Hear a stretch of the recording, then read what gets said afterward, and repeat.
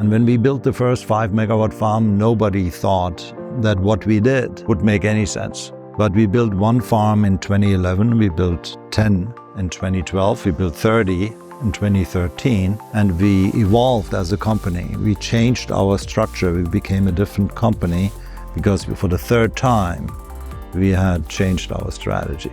A lot of people always say, hey, this was a brilliant idea to do what you did. You had a great vision when you launched the company. Yeah. I always say, no, I didn't. Because the vision we had was completely wrong the first time, and probably wrong the second time.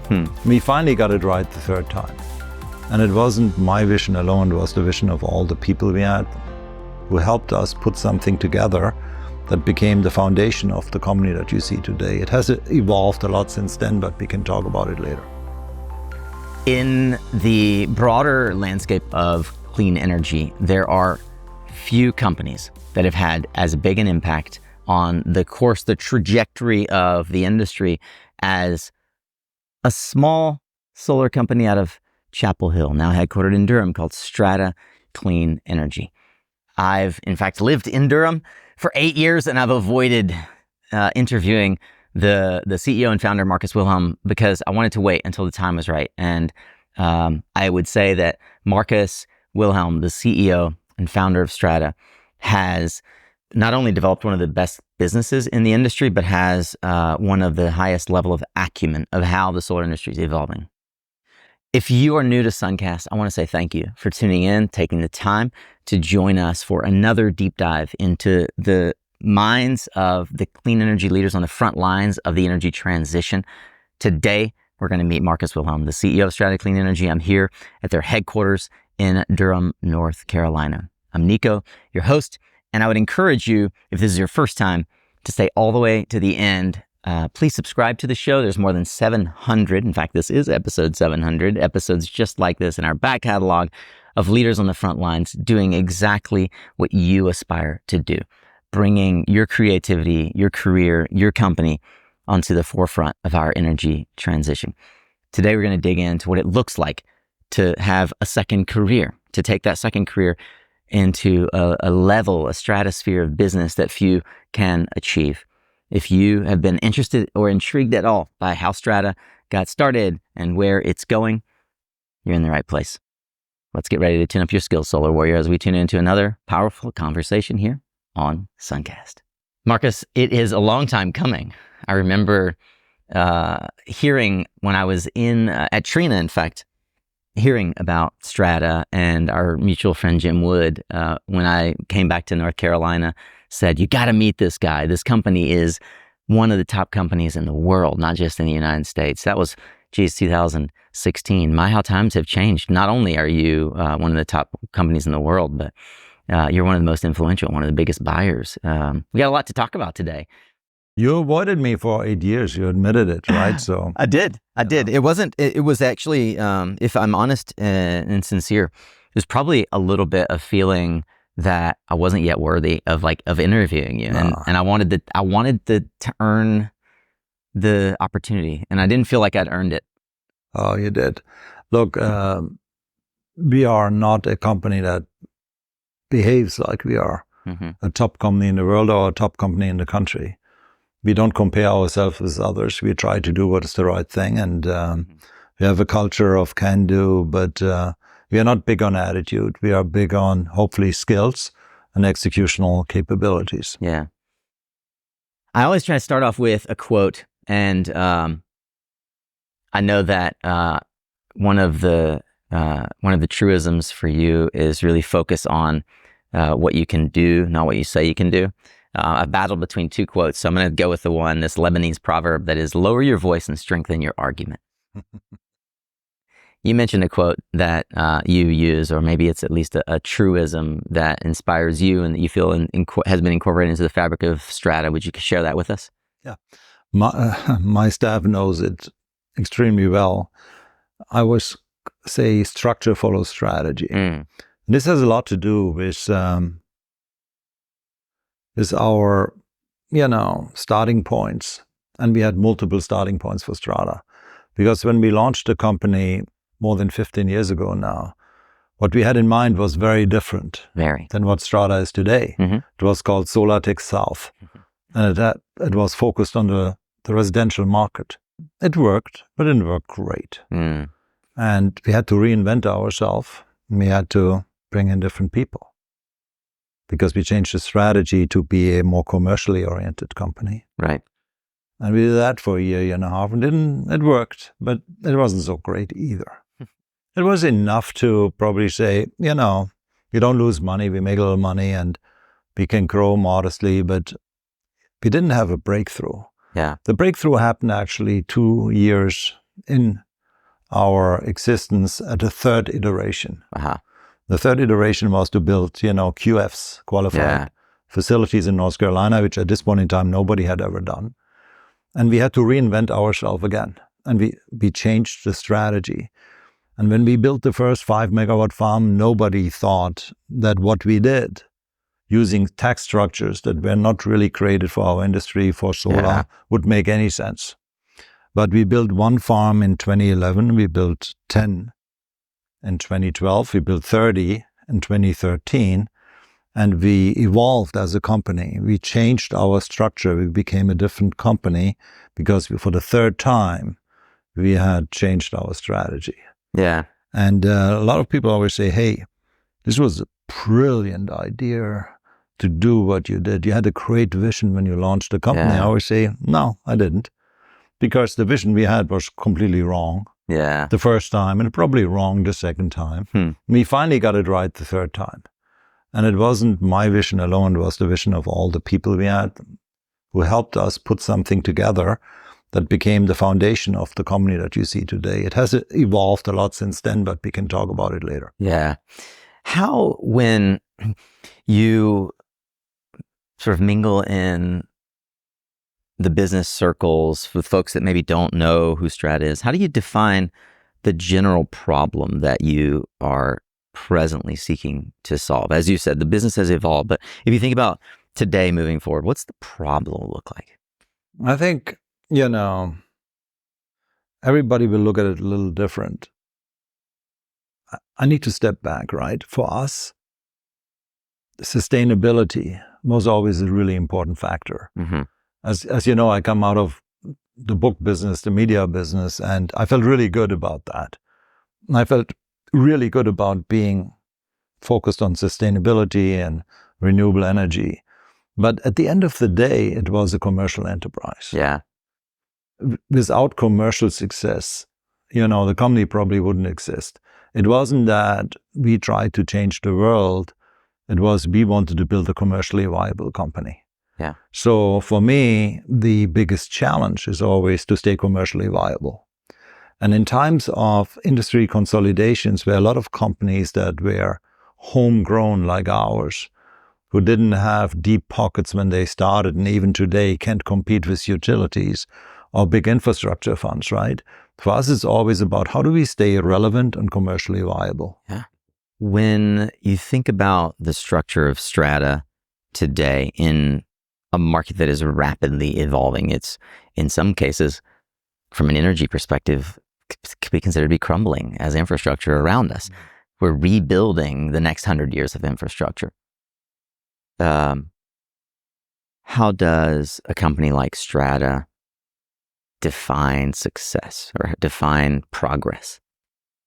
That's a really good question. I mean, first of all, I think no structure that you build today is good for the next 100 years. I think the innovation cycles are happening really, really quickly. We see the industry very dramatically change just in the last 6 months through, the impact that AI had on everyone's life. Right. And it has put everything upside down. It has changed the energy paradigm. It has changed how utilities work, how data centers work, and it will definitely have a huge impact on us. Mm-hmm. So for us, it's always, relevance.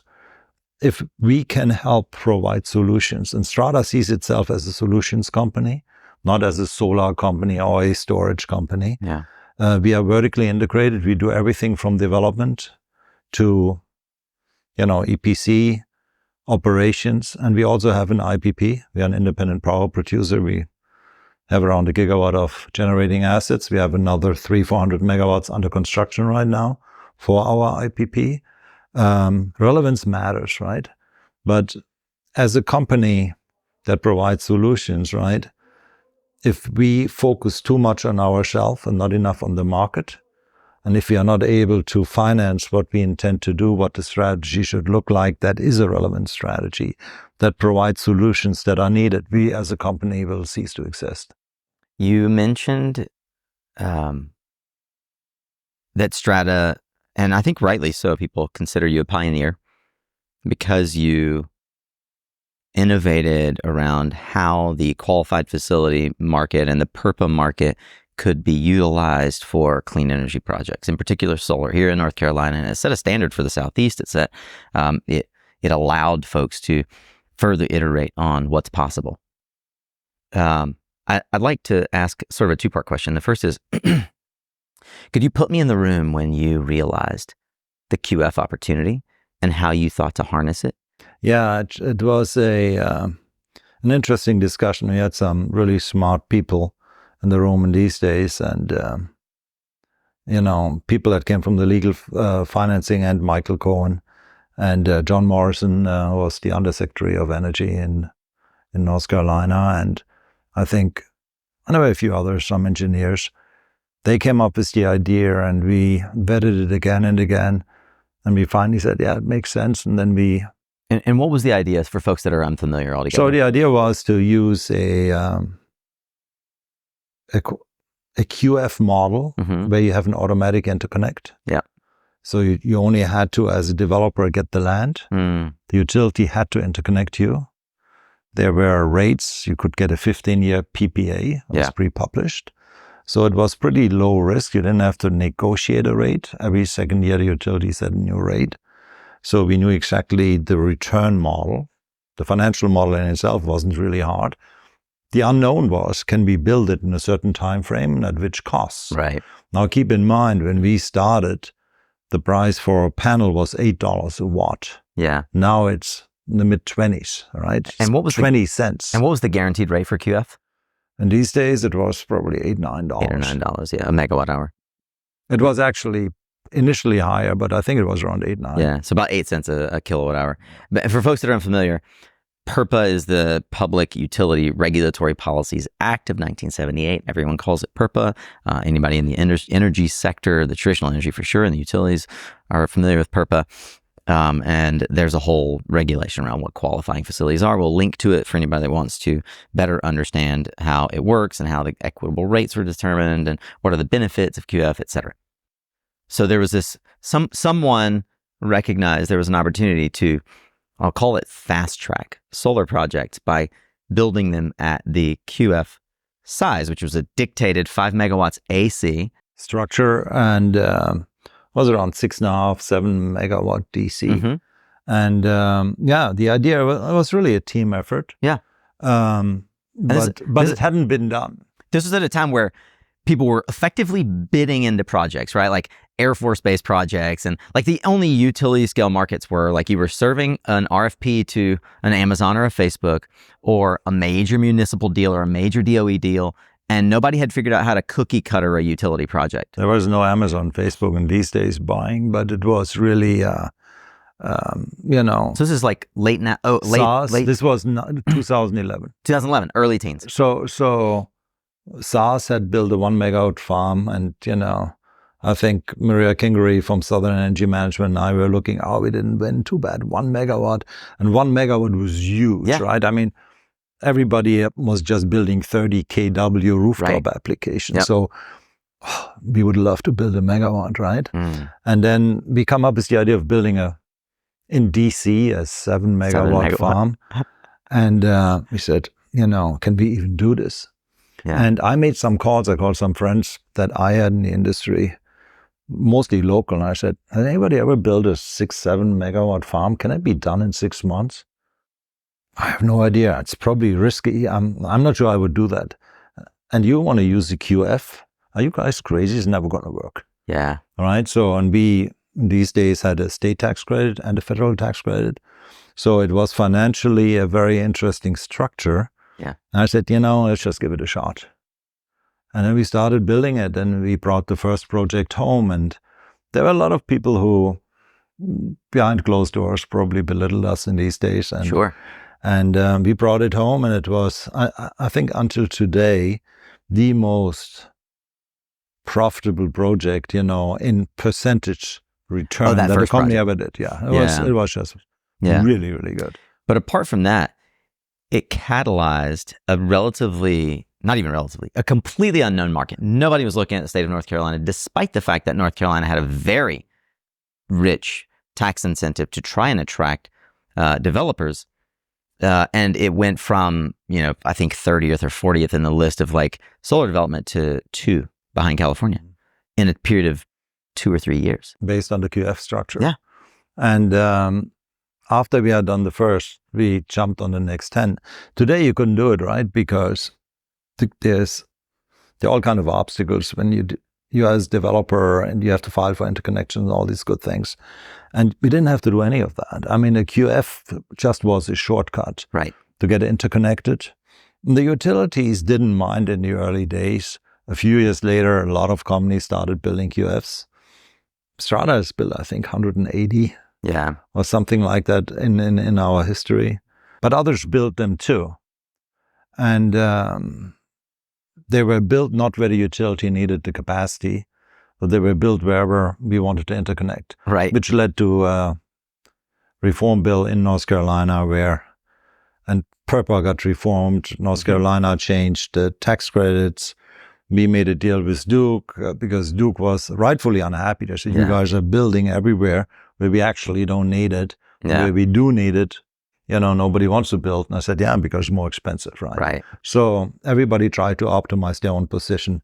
Over time, we came together. And I think it was probably the right thing that this whole QF model got phased out over time, because we as an industry had to move on. Yeah. We couldn't build 5 megawatt farms. So we quickly, 2 years later, had to reinvent ourselves. We built big transmission models. We built a 90, 100 megawatt farm on the shore. Well, and by 2013, you were building batteries into your projects with BYD, right? That came a little later. We used BYD as a vendor. In 2013, 14, we started using their panels. And they introduced us in these days to their great plans of building batteries in electric vehicles. And it was actually pretty funny, because the owner of BYD told me then that he would be, by 2025, the largest car manufacturer in the world. And I was laughing. And, a couple of years ago, I stopped laughing, because they're on their way, and they might get there, and they are an incredibly impressive company. And we didn't see it 10 years ago.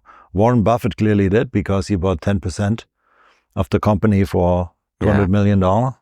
Which is now worth, I think, 13, 15 billion. So this company was in a merry way, but we worked with them in the early days. And we went to China, and we started, sourcing panels and everything directly. Yeah. Because we grew really, really quickly in these days. At what scale were you able to start buying direct in those days? Probably when we had the first. I mean, we bought direct probably after 10, 20 megawatts. Right. Because I convinced vendors to work with us. And there were some vendors like SMA who was really absolutely excellent to work with. They gave us a chance. And on the panel side, the big Chinese vendors were just penetrating the market. We bought from a company called Shuko that doesn't exist anymore. They bought from Astronergy, Chint Group in these days. So we went straight to Chint Group, bought their panels. We talked to BYD and developed relationships in Asia that until today, I think, make us a better company. You've spent quite a lot of time traveling. I know it's one of your passions. Could you give maybe a sense of your perspective of the trade barriers that we're putting into place in the industry, contrasted with your personal experience working with and interacting with the Asian manufacturers in particular? Yeah, this is an interesting topic, and probably not mainstream when I talk about my perception, right? Most of these Chinese companies that I dealt with were launched by people that were true entrepreneurs, in the sense of an entrepreneur in this country. And I have many friends, companies like Voltage. I was there when a young couple started this company. BYD in the early days was not a big company, right? There were companies, manufacturers, Rini Solar and other companies that don't exist anymore, but there were people who put their heart and soul in it. Mm-hmm. The perception over here has always been this is the Communist Party of China is behind it, and there might be an involvement in the background, but the people I dealt with, they didn't have a political agenda. These were entrepreneurs. They tried to be commercially successful. Right. And they, from my viewpoint, they were good business partners. I was able to structure deals that served them and served us. It lately has been so politicized that, tariffs are becoming a tool to decouple from China, which I think is going to be incredibly difficult for us to do. If 90% plus of your components have Chinese origin, not just globally, right? Yeah. Then it's really hard to decouple without dramatically increasing the price. And that has other disadvantages, right? If you have a green agenda or you want to deal with climate change, you actually need a global supply chain, and there's just no way around it at this point in time. Speaking to sort of the evolution of the industry, what needed to be true for Strata to develop from the early days, sort of luxury home model into the world-class top 10 utility scale developer that you have today? There was one thing that I always felt very strongly about. It was that we shouldn't be a developer only, but we should be a developer has an integrated EPC and operations team. And not just in the sense of we have 3 people that manage subcontractors. We self-performed. Yeah. In the early days, we had 1,500 people in the field installing these QFs, right? And more. And, there were a lot of companies that said, we are building 2. How many people do you have? 3 people. We are doing EPCM. We manage EPC. Actually, Strata didn't just manage EPC. We actually self-performed. Right. And I felt that this was really important because if you're a developer and you work with an EPC that's integrated in the efforts as a developer, you are a better developer. Yeah. Because many times you hear development tells you can put 200 megawatts on a given site. And then the EPC company comes and says, no, that's not enough room. You have shading, you have all these other aspects, actually only 150. And then this starts, developer points at this company, EPC points back at a developer. At Strata, we never had that. We had the engineers at the table from the very beginning to make sure that what we develop actually meets the requirements of the construction side of the business. And the construction side needs to be set up in a way that's easy to maintain, own, and operate these projects for the next 30 years. And I always felt that Strata was different because the first 100 plus projects, solar farms, we own still today. Yeah. So when we built them, we said, we are not intending to flip out of them for tax reasons. We keep them for the next 30 years, so we better build them the right way. We want to have a certain build quality that enables us to stand behind these products, even when we build it for a third party. So we were never the low price option. And I always told people, if you want to get in and out and just harvest tax credits, there are better construction firms than Strata to go to, because we don't know how to make it cheap. We know how to make it high performing and good. And different owners have different objectives. Yeah. And I think it has worked really, really well for us. And still today, we are a fully vertically integrated solar and also a storage company now. We're looking into hydrogen, as you know. But I think it has really set us apart. There are a number of ways to capitalize a business like this. How did your thinking evolve over the course of the growth of the business? I'm curious in the early days how you imagined you'd be able to build it, and then how what things you've sort of conceded, as it were, over time, or even evolved your thinking on about how to capitalize the business? I was always really focused on cash flow and liquidity because I come out of a different industry. I ran my first company in 1990. Yeah. And I know one thing, you can have really great ideas. If you have no more cash, there's no more company. That's right. That's as simple as it is. Companies never run out of ideas. They run out of cash. Yeah. So it was important for us that we don't get ahead of ourselves. We don't over-leverage the company. We stay somewhat conservative. We are not competing in a braggawatt environment where everybody claims to have the most megawatts under development, even if they are just land positions. Yeah. And which has led to, queue reform now because too many companies file too many projects that are not real projects. They never get built, right? Yeah. So we try to stay modest. Yeah. And, for me, it's not a problem to have a low growth rate in a given year when it's getting tough. It matters how much money do we make? Do we have enough liquidity and cash that we can play the long game? Yeah. The short game was never of interest to me. Yeah. Until today, we are always worried about long-term liquidity, about cash flow. And we have, I think, done a really good job. We are not highly leveraged at all. Yeah. And that is pretty unique in an industry where debt and leverage is everything. Yeah. If you look at all the consolidations that are going on right now, where projects and companies just got, overrated or overvalued. Yeah. We are not part of that game. We have always stayed away from that. Yeah. I had a coffee with a former employee, and I was just probing, asking questions. What was it like to work at Strata? And something stood out to me because this employee said at a Christmas party early on, early teens, I'm not going to use like real numbers. I'll give like a specific metric. He said a number and I did the backwards math and I was like, that's over $1 million per employee in revenue. And that's almost impossible to get to. Most companies would drool over that kind of capital efficiency. So to underscore your focus on cash flow, like any business that early, and at the time in the industry in the early teens where the industry was really over leveraged and getting way over their skis, to be operating at over $1 million in revenue per employee, it is a testament to a really critical focus on individual efficiency, capital efficiency. And it speaks to why you've been able to raise over $1 billion and you've deployed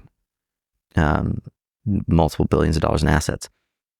Yeah, actually, the number today is closer to 2 million per employee, right? 2 million? Yeah. But that's incredible. But it doesn't tell the story, right? You can have 2 million in revenue and still lose money. That's right. So for us, what's the other metric? For me, you cannot run a company by cash accounting, but we look at cash really hard.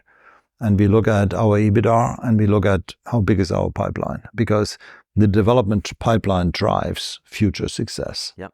So we are very focused on having a top-notch development department, which I think we do. EPC and operations are doing very well. Is there a conversion metric on that pipeline? Because that's the thing for me is like, it's one to say like an 8 gigawatt pipeline, which I think I've seen is a number that you guys have.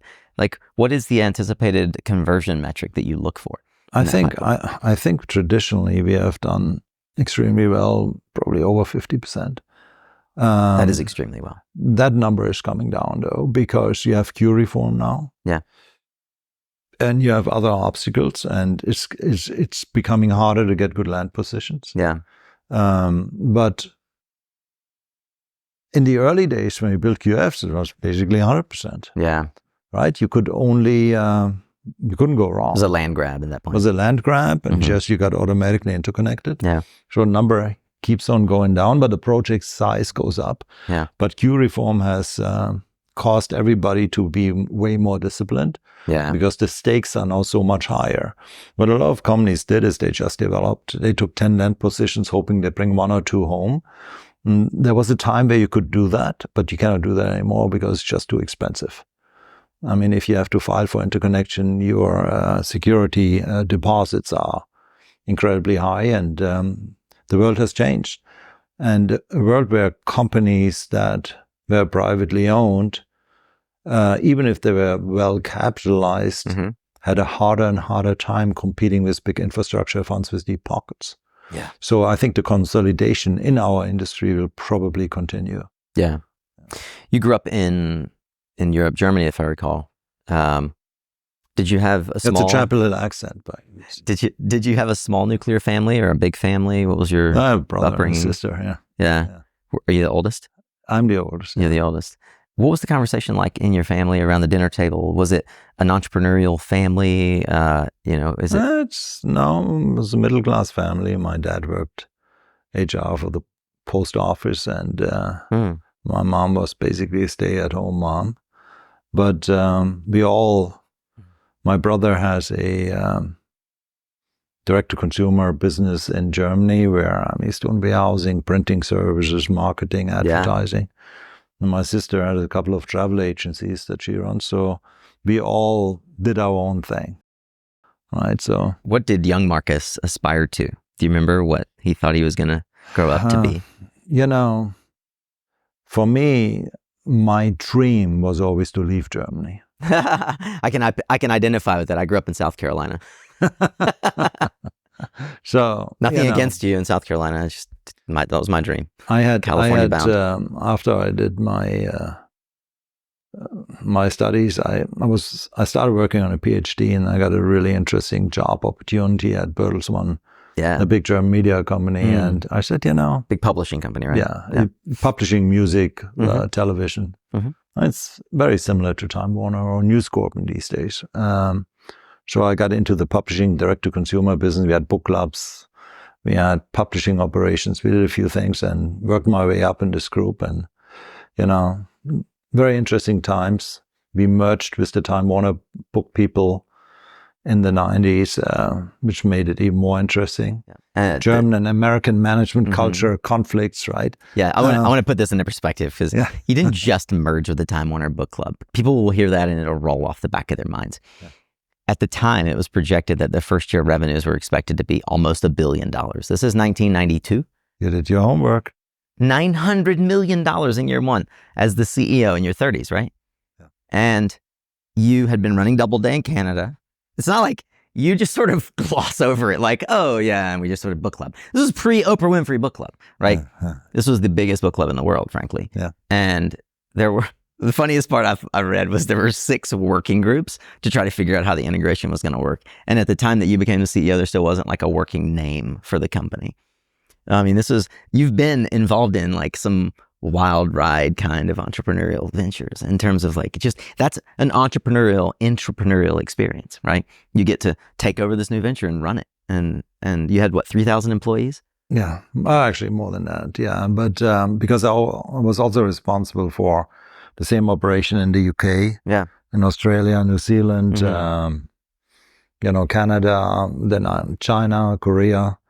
We had in the 90s, we had book club operations in China at 1,200 people in Shanghai, and it was just a different world. We even bought bookstore chain. We bought a bookstore chain in China, which was way ahead of its time. Is that what led to eventually? I was surprised that you were a board member of Barnes & Noble.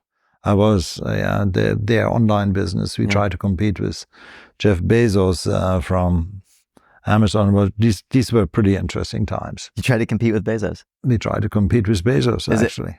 I heard is there a true story about interaction that you had with Bezos? Yeah, I had interaction with Bezos. Yeah, Jeff made me a job offer, and he showed up one Saturday afternoon at my house and said, hey, how about working for Amazon? And I turned him down because Amazon was just a startup. They had probably 500 people.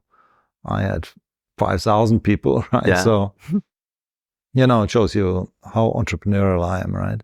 But no matter, Bezos, I have the greatest respect for Jeff and what he has achieved. But, this was a heck of a ride that I had in the media business. Wow. And when I retired, I moved to North Carolina to play golf. Yeah. Till my son told me, Dad, your golf game is hopeless. You need to do something You need a very hobby, different. a You need different a hobby. hobby. And so I started a solar company. Yeah. But it wasn't a solar company to begin with. It was like a green building company, right? Yeah, we started, building a few houses. And then the real estate market crashed, and then... This was circa 06, right? 7? 07. Yeah. 07, 08. And then we tried to make the houses green. And I said, maybe I have to put some solar panels on top. Yeah. Let me go to a solar energy fair and learn everything there is to know about solar. Fascinating. So I heard you say in an interview that the same thing that happened in the media business will happen in the energy business. Could you be more specific? Yeah. So at that fair that I just mentioned, I went to Los Angeles, and I ran into somebody who was working with me when I was still in Germany. And he was the president of Schüco, which later became our panel provider. Yeah. We bump into, what are you doing here? Mm-hmm. What are you doing here? So we started talking, and he gives me a 2-day crash course on solar and panels and everything. Wow. And when I went back home, I told my wife, I said, forget these green houses. We need to get in the solar business. This seems to be a lot of fun. And the major motivation for me was really that on the book side, I was on the wrong side of a paradigm shift. Yeah. Everything, I was in paper, and everything went Digital. to digital. Yeah. And despite of the fact that we tried to keep up, also through that venture with Barnes & Noble and other things we did, we lost the battle against the Amazons of the world because we had too much to defend. Yeah. I think it's also, I'm going to add on here, it's also interesting that you were the head of the Direct Marketing Association at the time that regulation was kicking marketing's ass. Regulation was just wrapping their hands around your throat. And you were advocating to the industry, like, hey, we actually have to take this seriously. Like the do not call list is going to become the do not mail list. There's some interesting corollaries there with like how regulation in the energy sector as well is oftentimes throttling growth. And on the surface, it looks like trying to be benevolent to the users, right? And kind to the industry. Anyway, I wanted to layer that on because I genuinely believe that one of the reasons that Strata is successful is the experience that you brought. I want to get into that as well as you started thinking about how you reached a customer, but the experience you brought from the media industry and the warning signs that you saw around everything from digital to regulation informed the way that you saw mistakes happening at other companies. You always learn from mistakes, your own and other companies making mistakes. And I think, if you get too cocky, you will fail. Yeah. At the end of the day, success is always what happened yesterday, not what's going to happen tomorrow. And we lived by that standard in this company, and I tried to live by it in my previous lives. But what attracted me to solar was that the paradigm shifts could be in my favor. Right. Be on the other side of the fence. Yeah. I wanted to be on the receiving end of a paradigm shift, not the one defending an old paradigm. And, I think we did a good job when we sent out 180,000 parcels a day. We published... What was that? 180,000 boxes of books a day in the US. Yes. Right. In your publishing. Yeah, in publishing. And it was a great business. It was a profitable, it was a great business, it was a growing business. Yeah. Till it stopped growing. Yeah. And it stopped growing because we had to defend the paper paradigm because we had printing plants and warehouses and everything else. We had to defend it. And, this is the problem that a Barnes & Noble has, right? If you have, like they had 1,500 bookstores. Yeah, the real estate alone. You have a really hard time cannibalizing that through digital media. Yep. Because you give up a lot. Amazon didn't have to defend anything. They could start with a clean slate and rebuild the business or build the business. Right. While other companies, like the company I work for, had a lot to give up. Yeah. So anyway, it became more and more difficult. Yeah. And I had a goal anyway. There's a point where I just want to retire because I was traveling 230 days of the year on the average. Imagine. I said, that's it, I'm done. I'm going to play golf. That lasted 6 months and here we are. I screwed up my retirement, and Oh, you royally screwed it up. I really did. It's been how many years now with Strata? Strata is 15 years. 15, you just had your 15 and a anniversary, half, right? yeah. Yeah. Is there a thing that you would point to that is maybe was a secret sauce to Strata's growth in the first 15 years? It was definitely an interesting mix of people that we attracted early on. Yeah. And a lot of people had a similar background to me, which means it was not energy. Yeah. It wasn't what you would expect. We hired architects instead of engineers. We brought in people who had a vision but didn't know how to execute necessarily. And then we backfilled the executional capability later. But they had all one thing in mind. They had a can-do attitude. They really wanted to make a difference. They wanted to innovate. Yeah. They were willing to question everything. Yeah. And I think that has really, that spirit still exists in this company today. Yeah. We can always reinvent ourselves. We can always step back and say, you know what, that didn't work out. Let's just do something different. Yeah. And that enabled us to grow. And on the opposite side, you had utilities who don't want to change at all. Yeah. Right? And I'm not down on utilities. There were a lot of renewable energy companies, right? Solar City and companies like that who said, we'll put the utilities out of business. I never felt that this is smart, nor does it make any sense. Yeah.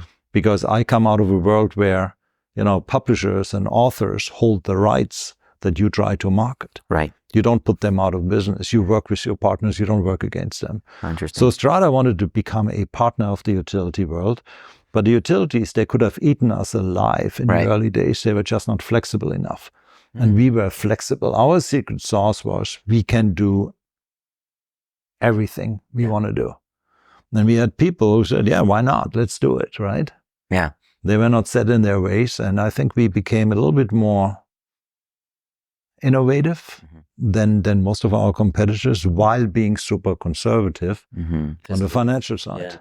And that is something I brought to the table, Yeah. right? I knew how to run companies, and I knew that a company is not defined by the guy who runs it, it's defined by the staff. Yeah. And we were able to hire really, really smart people. And I believe until today, we have an incredibly strong staff. And you've invested heavily in the loyal folks that stick by you. Yeah. And Josh Rogel is a great example. Yeah. A guy that's clear talent.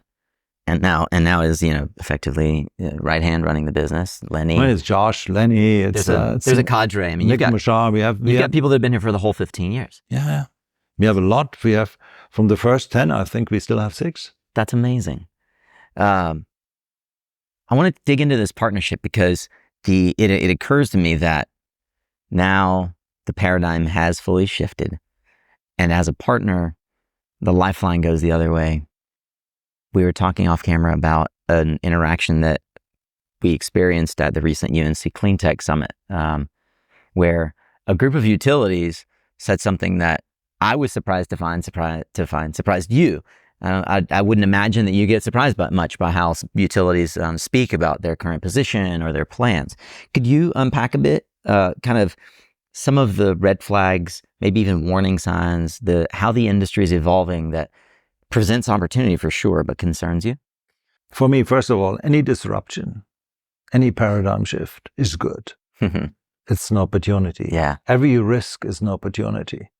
So what is happening here right now is a tremendous opportunity, but it's also a threat. Yeah. So what surprised me at the UNC conference, which anybody who's listening, it's an amazing conference. You should participate. You learn a lot. We had several utility executives who talked about their energy forecast and resource plan. And something was completely different to anything I ever heard in 15 years. They suddenly projected super aggressive growth path. Yeah. To the point of we need in the next 7 to 10 years, double our output. We need to double the energy generation. We have to go from 30 gigawatts to 60 gigawatts. And the main reason for all that growth was AI. Yeah. So, and data center usage. And first I thought I misheard, and then I scheduled a few meetings with some larger utilities, and they all confirmed that there's tremendous pressure from the data center world, but also social media companies, all the companies that you expect to benefit from the AI paradigm shift. Yeah. They need much more energy. The good news is that this is actually great for a company that provides energy solutions. Right. The not so good news is that the demand is so high that it's not going to be just solar, because there's no way we can address it, or storage or renewables. Right. There's probably now an openness to go back to natural gas, maybe even oil, or definitely nuclear. And even coal is not off the table, which I found completely surprising. Yeah. I don't think it's going to happen, right? But at this point in time, nobody has figured out how to address the dramatically increased energy demand with meaningful solutions, because no industry can do it alone. It's probably all of the above. Yeah. Let's put it into scale too, because I don't think that people can adequately understand the scale. So,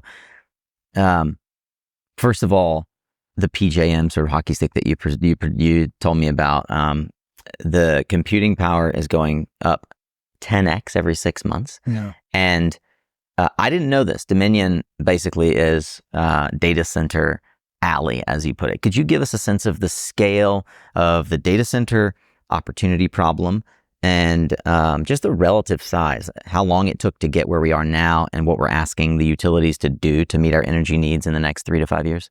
So again, yeah, you need to realize where they come from, right? So if you look at a Dominion or a Duke is larger. They have probably 30 gigawatts of baseload. Dominion has 20, but it took them generations to get there, right? Yeah.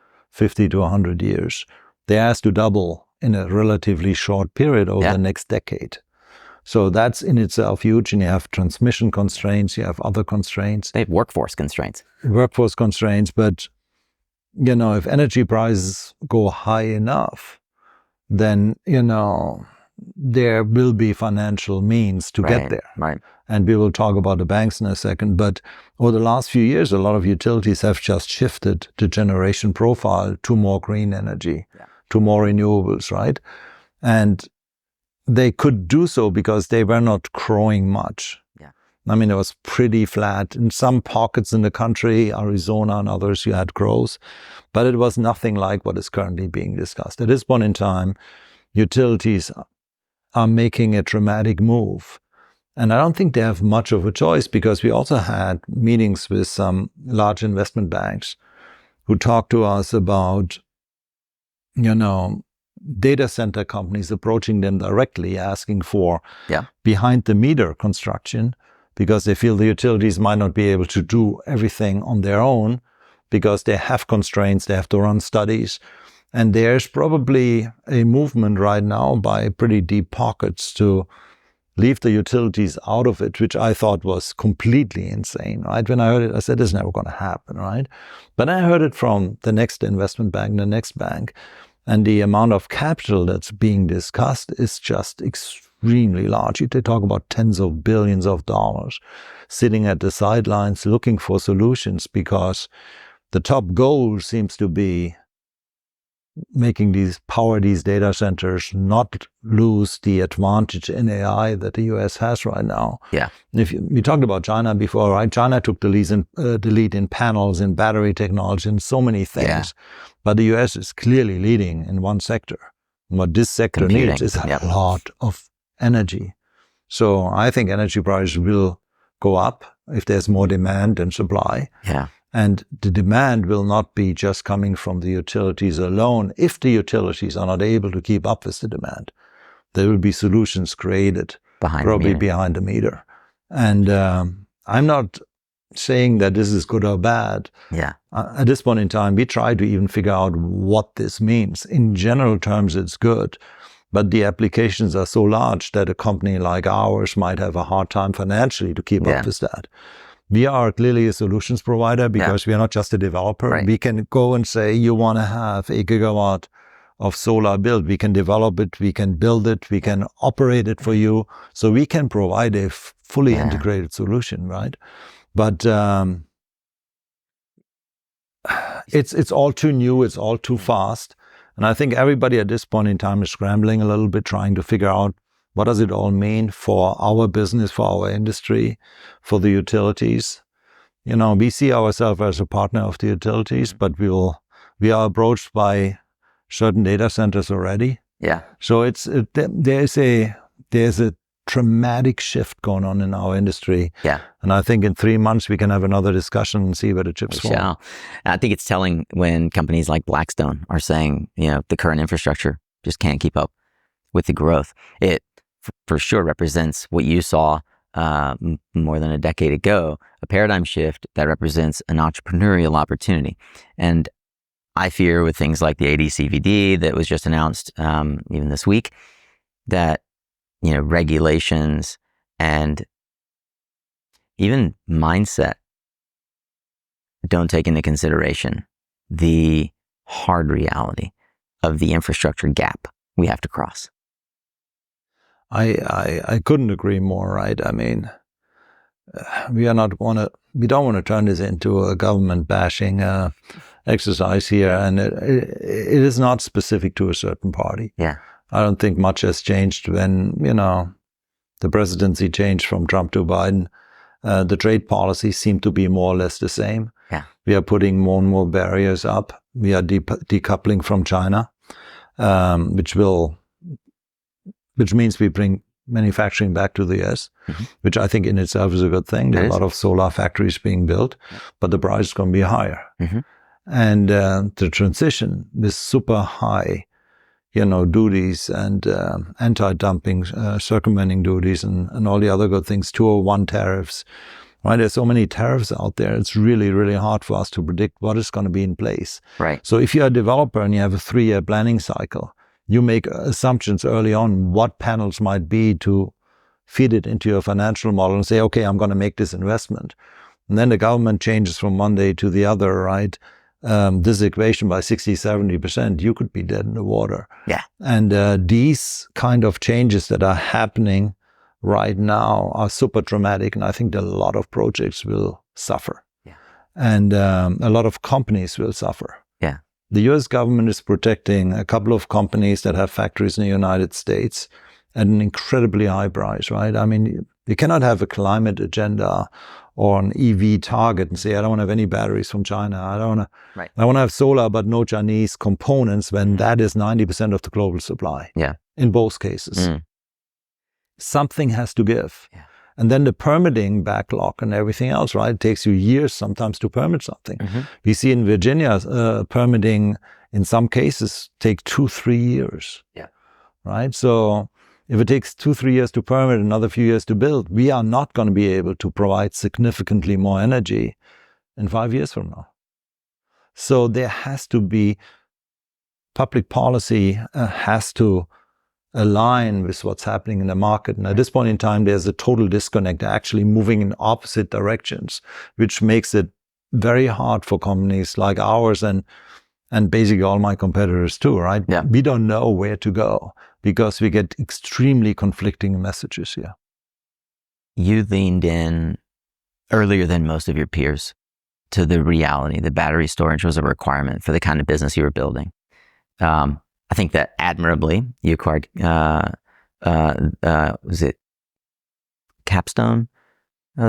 Cornerstone. Yeah. In an effort to expand the visibility of what happens with the company's name is Crossover. Thank you. Crossover Partners. And have now a wonderful team down in Arizona, working on mega projects like Scatterwash. You look at it at P to X as a concept. I'm curious your kind of two angles to this. I'm curious your thoughts on the evolution of the industry around battery storage as we think about infrastructure. Notably, hydrogen has been a buzz term, and Strata, like many developers, has sort of dipped a toe in the water to explore and say, when is this gonna make sense?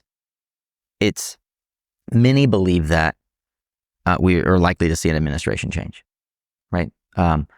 I wonder if, as a business owner, how you think about the moves you're making right now, given the potential for an administration change, and where the opportunities lie that are resistant to that will work whether or not there's an administration change. Like what falls and what moves forward. Am I making myself clear? No, I totally understand Okay. it. We'll probably need 2 more hours, but I think so. Yeah, not 10 minutes, but yeah. But let me start with hydrogen. I think hydrogen is dependent on subsidies right now, like solar was in the early days, where the tax credits actually helped to get us to a certain scale. And the IRA has very generous provisions for hydrogen built-in. But these provisions are not tax credits. At least initially, they are grants. Right.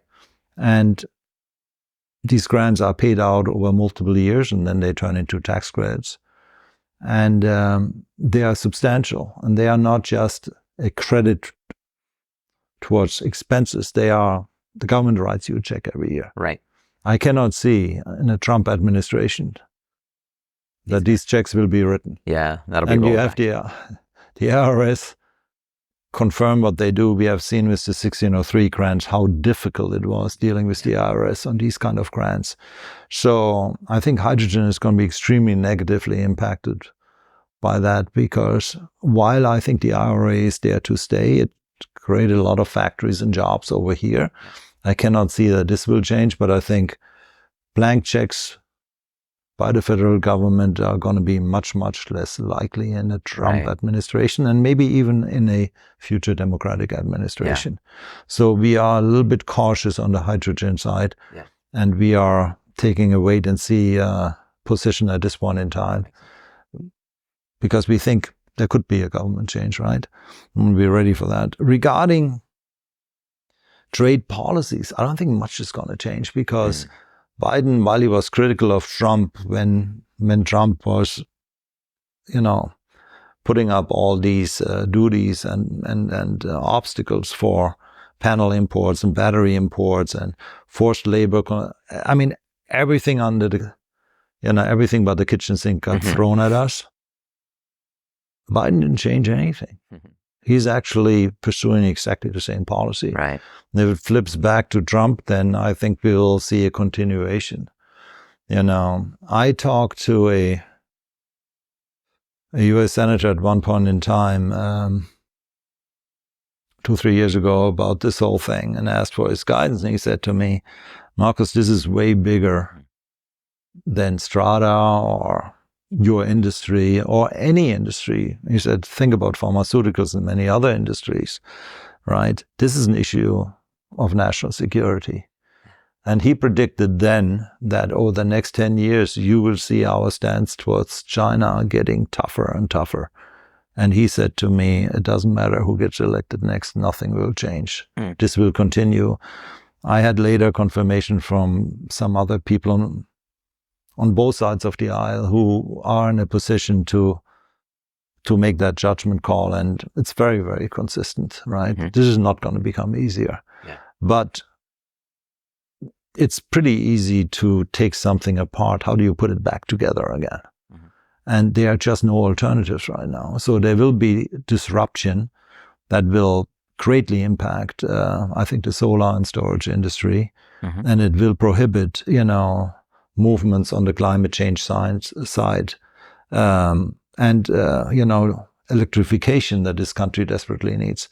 I had meetings with representatives from the German government a couple of weeks ago. They're also scratching their head. They are much more focused on climate change than we are over here. For them, it's a huge topic, right? And the Germans are destroying the whole industry right now to address climate change issues, which I think is also insane. Right. So they are going one extreme. I think we might be too relaxed or more focused on national security and other issues. And that might be the right thing to do. But the outcome is always the same. We as an industry will have a much harder time. I think nothing will change that. One of the fond memories I have of the first time we met was actually meeting your son, Alex. Because when we did meet, I was a little surprised, to be honest, given the trajectory in 2016-ish of Strata, that young Alex graduating from the University of North Carolina, freshly minted with his undergraduate, was moving to Charlotte to work in banking. And I've heard you say that he marches to the beat of his own drummer, and I would expect that, candidly, of a kid in the Wilhelm household. So I was surprised when I saw he was not coming to the business. We had that conversation, and he said to me, "I really want to figure out what I can do, away from dad, away from the company, all this stuff." And then I was even more surprised, candidly, to see him come back to the business. Could you talk about that process of like? Yeah. I always feel it's tough to have a family member have your son in the business, because it isn't tough for me, it's tough for him. Yeah. Because if he does well, people will say he does well because his dad is the CEO of the company, right? So it was important for me also. I agreed with him, it's better if he starts somewhere else.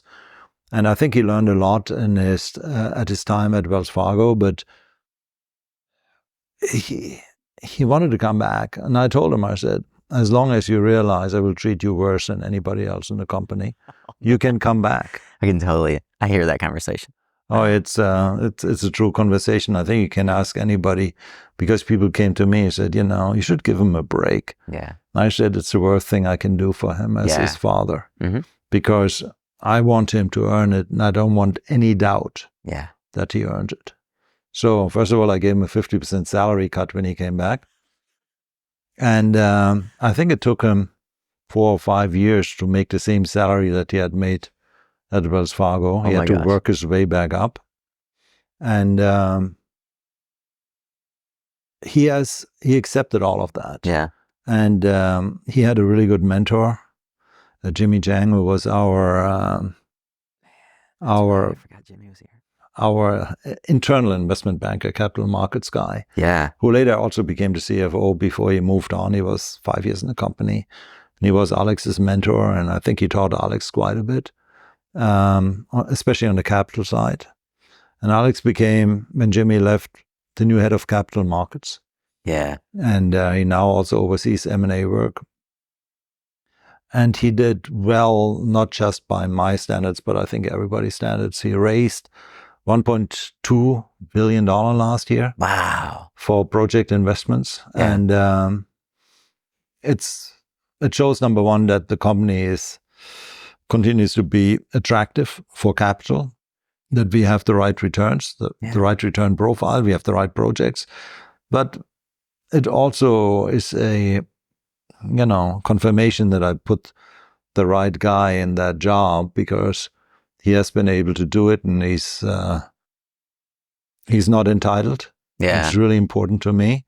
If I ever feel even a hint of entitlement, he can't work here. It's really important to me that we all earn our keeps.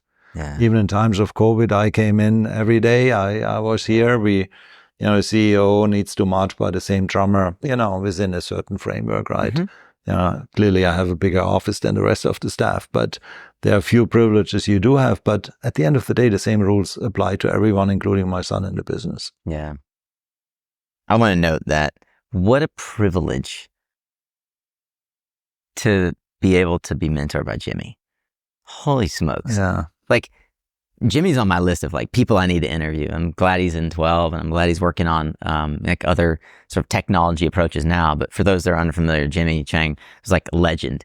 He was at Photo Audio, he was at GCL, he was at Solar City, like VP of Structured Finance for Solar City at the time that they went public. Like, just a legend in the industry. Yes, Jimmy is an amazing guy. Yeah. And half a decade here helping you guys think about structuring capital to grow into an asset owner, not just a developer. What a privilege that he had to do that. And I can see why that'd be an attractive counterpoint to working under the way you just, the regime that you just outlined, right? Like, I tell people all the time, there are always sacrifices to grow. Like, you have to.